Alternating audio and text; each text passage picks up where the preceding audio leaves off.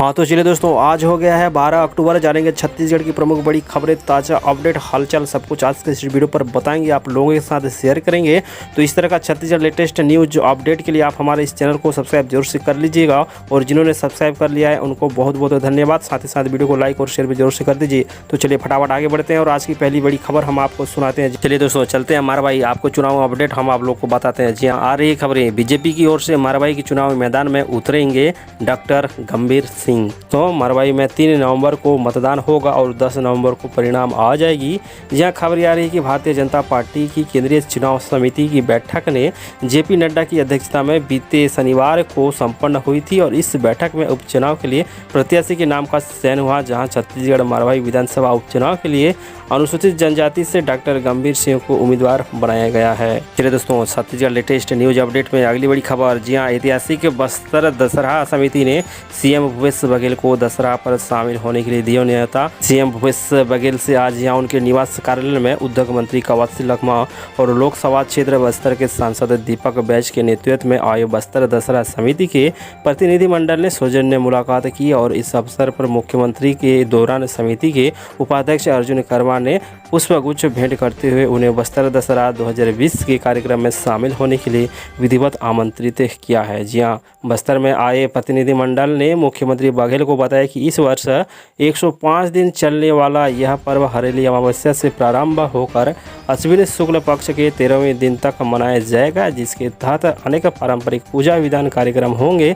और इस कार्यक्रम के दरमियान जहां बेल न्योता कार्यक्रम होती है जो कि 22 अक्टूबर को ही होगी, तथा रथ परिक्रमा जो पूजा है वो होगी 26 अक्टूबर को संपन्न होगा। ठीक है, तो इस तरह से जो आ रही है खबरें। जी हाँ, बस्तर जाएंगे सीएम भूपेश बघेल, बस्तर के ऐतिहासिक दशहरा का न्योता मिला। तो वहीं सीएम भूपेश बघेल ने बस्तर दशहरा में आमंत्रित किए जाने पर प्रतिनिधिमंडल का आभार जताते हुए कहा कि विश्व प्रसिद्ध बस्तर दशहरा छत्तीसगढ़ की समृद्धि, सांस्कृतिक विरासत एवं सामाजिक समरसता का प्रतीक है। इस विश्व प्रसिद्ध दशहरा यानी कि बस्तर का दशहरा इस वर्ष शुभारंभ हो रही है, जहां इस वर्ष जो है 105 दिन तक चलेगी, और 22 अक्टूबर को बेल न्योता कार्यक्रम है और 26 अक्टूबर को रथ परिक्रमा पूजा विधान होगी। तो चलिए, हमने आप लोगों को बस्तर का दशहरा का अपडेट दिए। हाँ तो चलिए, वहीं दूसरी ओर आ रही है बड़ी खबर। जी हाँ, केंद्र से प्रधानमंत्री नरेंद्र मोदी ने लॉन्च किए स्वामित्व योजना। जाने कैसा मिलेगा इसका लाभ और क्या है ये स्कीम स्वामित्व योजना। तो चलिए आ रही है खबरें। जी हाँ, प्रधानमंत्री नरेंद्र मोदी ने रविवार को वीडियो कॉन्फ्रेंसिंग के जरिए भू संपत्ति मालिकों के लिए स्वामित्व योजना को लॉन्च कर दिया है। पीएम मोदी ने स्वामित्व योजना की शुरुआत के साथ ही 1 लाख लोगों को प्रॉपर्टी कार्ड भी दिए जाएंगे। जी हाँ, इस योजना का लाभ 6 राज्य के 763 गाँव के लोगों को मिलेगा। जी हम आपको बताते चले, इस योजना का लाभ देश के 6 राज्यों को मिलेगा, जिसमें 763 गाँव के लाभार्थियों को प्रॉपर्टी कार्ड जारी किया जाएगा। इस योजना के अंतर्गत महाराष्ट्र, उत्तर प्रदेश, मध्य प्रदेश, हरियाणा, उत्तराखंड और कर्नाटक राज्य इस पे शामिल हैं। संपत्ति धारक अपने मोबाइल फोन पर वितरित SMS लिंक के माध्यम से अपना संपत्ति कार्ड डाउनलोड भी कर सकेंगे।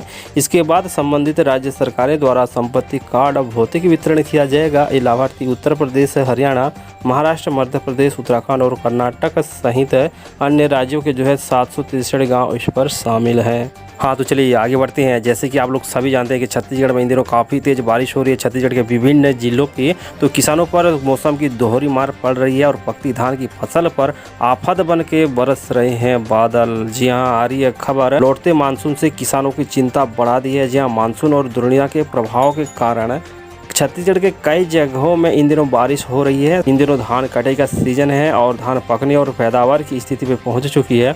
फसल के खराब होने का खतरा भी बढ़ गया है। बारिश के कारण आगे फसल की कटाई, मिंजाई से लेकर धान सहेज कर रखने में काफ़ी परेशानी होगी। जी हाँ, इस बार मानसून की शुरुआत अच्छी रही, इस कारण अधिकतर किसानों की बोनी समय पर हो गई।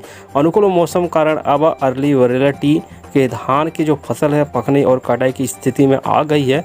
कई इलाकों में जो है वैरायटी की धान जो है उस पर कटाई शुरू हो चुकी है। तो चलिए, इस तरह से जो खबरें आ रही है सामने निकल कर कि छत्तीसगढ़ में इन दिनों काफ़ी तेज़ बारिश हो रही है अलग अलग विभिन्न जिलों में, जिससे चलते किसान काफ़ी चिंतित है, परेशान है, क्योंकि जो धान की जो फसल है वो पक चुकी है, वो कटाई की कगार पे है, तैयार हो चुकी है, लेकिन मौसम जो है साथ नहीं दे रही है। क्योंकि इस बीच अगर धान की कटाई कर दिया जाए तो काफ़ी दिक्कतों का सामना करना पड़ सकता है किसानों को। तो तो चलिए आगे बढ़ते हैं और आप लोगों को एक बोनस न्यूज हम देख के चलते हैं। जी हाँ, 11 से 13 अक्टूबर तक अब रात 12 बजे से सुबह 4 बजे तक SBI बैंक के ये सुविधा रहेगी बंद। जाने क्या है कारण। जी हाँ, हम आपको बताना चाहेंगे देश के सबसे बड़े बैंक भारतीय स्टेट बैंक ने अपने ग्राहकों के लिए एक जरूरी सूचना इन दिनों जारी की है। जी हाँ, SBI ने ट्वीट कर कहा है कि उसकी योनो SBI मोबाइल ऐप पर मेंटेनेंस वर्क किया जा रहा है। मेंटेनेंस के कारण यह ऐप 11 अक्टूबर से 13 अक्टूबर तक रात 12 बजे से सुबह 4 बजे तक उपयोग के लिए उपलब्ध नहीं रहेगी। SBI ने कहा कि इस असुविधा के लिए हम अपने ग्राहकों से खेद प्रकट करते हैं और अपने उपभोक्ताओं से अनुरोध करते हैं कि वे अपना बैंकिंग जरूरत की इस असुविधा को देखते हुए नियोजित करें और असुविधा से बचने के लिए हमारे इंटरनेट बैंकिंग सेवा का उपयोग कीजिएगा। हाँ, तो चलिए आ रही है खबरें। जी हाँ, SBI की ओर से SBI ने जारी किया है ट्वीट। जी हाँ, रात 12 बजे से सुबह 4 बजे तक 11 अक्टूबर से 13 अक्टूबर के बीच नहीं हो सकेगा लेन देन। कुछ मेंटेनेंस का कार्य चल रही है। जैसे ही कार्य कंप्लीट हो जाएगी सब कुछ पहले जैसे पब्लिक हो जाएगी। तो चलिए दोस्तों, आ रही है बड़ी खबर। जी हाँ, किसान भाइयों के लिए खाद्य मंत्री अमरजीत सिंह के बयान। इस साल बढ़ सकता है धान खरीदी का लक्ष्य। जी हाँ, मानसून अच्छा होने के कारण बढ़ेगी पैदावार और पैदावार बढ़ेगी तो सरकार को भी लक्ष्य बढ़ाएगा धान खरीदी का। तो चलिए जानिए विस्तार से क्या है नया अपडेट। जी हाँ, एक और जहाँ नए कृषि कानून को लेकर देश में कई राज्यों में कांग्रेस का विरोध प्रदर्शन जारी है, वहीं दूसरी ओर छत्तीसगढ़ सरकार आगामी सत्र में धान खरीदी का लक्ष्य बढ़ाने की तैयारी कर रही है। इस संबंध में खाद्य मंत्री अमरजीत भगत ने जानकारी देते हुए कहा कि इस साल धान खरीदी का जो लक्ष्य है वो बढ़ सकता है। पिछले साल हमने 85 लाख मीट्रिक टन धान की खरीदी की, इसका लक्ष्य रखा था। अमरजीत भगत ने मीडिया से बात करते हुए यह कहा कि मानसून अच्छा होने के कारण इस साल धान की फसल काफ़ी अच्छी होगी और मंडियों में धान इस बार पहले से ज़्यादा आएगा और निश्चित रूप से धान खरीदी ज़्यादा होगी। आगामी बैठक में धान खरीदी का लक्ष्य तय होगा। हमारा तैयारी पहले से ज़्यादा है। दोस्तों, आ रही है बड़ी खबर। जी हाँ, छत्तीसगढ़ खाद्य मंत्री अमरजीत सिंह के बयान की छत्तीसगढ़ में इस साल धान खरीदी का जो लक्ष्य है वो बढ़ सकता है। हाँ, तो भाई लोग आप देख रहे हैं इट छत्तीसगढ़ यूट्यूब चैनल के माध्यम से छत्तीसगढ़ लेटेस्ट अपडेट। जी हाँ, छत्तीसगढ़ मेडिकल बुलेटिन जारी। 2688 नए मरीज, 7 की मौत और प्रदेश में कुल 1,40,258 तक पहुंचे संक्रमितों की आंकड़े। हाँ, तो चलिए स्वास्थ्य विभाग ने मेडिकल बुलेटिन जारी करा। प्रदेश में कोरोना की स्थिति को लेकर जानकारी दी है। जानकारी बुलेटिन के अनुसार प्रदेश में आज कुल 2688 नए मामले सामने आए हैं और 2404 लोग डिस्चार्ज हुए हैं। वहीं आज 7 और कोरोना संक्रमितों की मौत हुई है। ये प्रदेश में अब तक सामने आए कुल 1,40,258 संक्रमित मरीजों की पुष्टि हुई है। इनमें से 1,11,654 मरीज स्वस्थ होकर अपने घर लौट चुके हैं और 1235 लोग की मौत हो चुकी है। वहीं 27,369 मरीज का उपचार जो है चल रहा है। तो चलिए लेटेस्ट छत्तीसगढ़ कोरोना अपडेट हमने आप लोगों को बताए जारी मेडिकल बुलेटिन के अनुसार। और चलिए अगली बड़ी खबर पर। तो चलिए दोस्तों, अगली बड़ी जो खबर है हम आप लोगों को बताने जा रहे हैं, काफ़ी खास खबर है और सबके लिए है क्योंकि सबके पास होता है आधार कार्ड।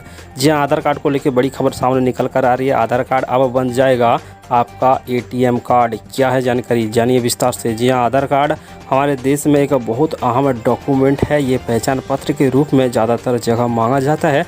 पहले ये कागज़ का कार्ड होता था, लेकिन अब जो है आधार कार्ड का जो नियम है वो बदल चुका है। आधार कार्ड में कई तरह से आप bank account, mobile number link करके आप तरह तरह के काम कर सकते हैं। फिलहाल जो बड़ी खबर सामने निकल कर आ रही है कि यह कार्ड आपकी ATM कार्ड या फिर डेबिट कार्ड की तरह आसानी से वॉलेट में आ जाएगा। साथ ही इसके जल्दी ख़राब होने की भी चिंता नहीं होगी। UDI ने एक ट्वीट कर इसकी जानकारी भी दी है। तो चलिए ट्वीट में क्या है हम आप लोगों को बताते हैं।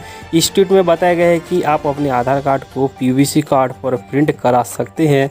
यह टिकाऊ है, दिखने में आकर्षक है और सबसे लेटेस्ट सिक्योरिटी फीचर से लैस है। इसके सिक्योरिटी फीचर्स में होलोग्राम और गिलोच पैटर्न और घोस्ट इमेज और माइक्रो टेक्स्ट होगा। तो चलिए इस तरह से UDI ने ट्वीट कर जानकारी दी है कि आधार कार्ड जो है अब ATM कार्ड की तरह भी आप लोग यूज कर सकते हैं PVC में प्रिंट करा के। तो दोस्तों अगर आप भी PVC में प्रिंट करा सकते हैं तो करा लीजिएगा, कोई दिक्कत नहीं है आपके नज़दीकी CSC सेंटर से।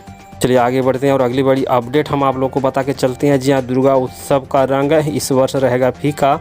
रास गरबा पर भी हो सकती है पाबंदी। तो चलिए आ रही है खबर, हम आपको बताते हैं। जी हाँ दोस्तों, कोरोना से प्रभावित इस वर्ष बहुत सारे तीज त्योहारों पर इसका असर देखने को मिला है और साथ ही साथ दशहरा और दीपावली जैसे शुभ अवसरों पर भी यह इफेक्ट देखने को मिल सकता है। तो खबरें जो इसके सामने निकल के आ रही है, शहर में धार्मिक आयोजनों के सबसे अहम दुर्गा उत्सव का रंग इस बार कोरोना प्रकोप की वजह से फीका पड़ गया है। आलम यह है कि प्रशासनिक नियमों के दायरे में कई समितियां ने दुर्गा उत्सव की प्रतिमा स्थापित करने में अपने फैसले पीछे हटते हुए नजर आ रहे हैं। तो चलिए खबरें के अनुसार जो है बहुत सारे नियमों में बदलाव किया गया है इस वर्ष कोविड-19 के चलते, जहां पर आप पंडाल नहीं लगा सकते और ज़्यादा बड़ी मूर्ति स्थापना नहीं कर सकते और रास रंग गरबा जैसे सामूहिक कार्यक्रम भी आप आयोजित नहीं कर सकते हैं।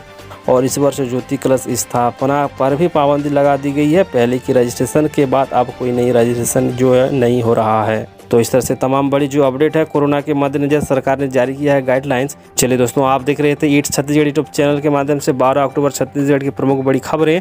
उम्मीद करते हैं वीडियो अच्छा लगा तो वीडियो को एक लाइक जरूर से कीजिएगा, ज़्यादा से ज़्यादा मित्रों को शेयर कीजिए और आपने अभी तक हमारा इस चैनल को सब्सक्राइब नहीं किया तो सब्सक्राइब करके बेल आइकन को भी जरूर से दबा दीजिए। साथ ही साथ वीडियो को लाइक और शेयर भी जरूर से कीजिएगा। Chhattisgarh related most important update हम इस चैनल के माध्यम से आप लोगों तक पहुँचाते रहते हैं। मिलते हैं अगली वीडियो पर, तब तक के लिए नमस्कार।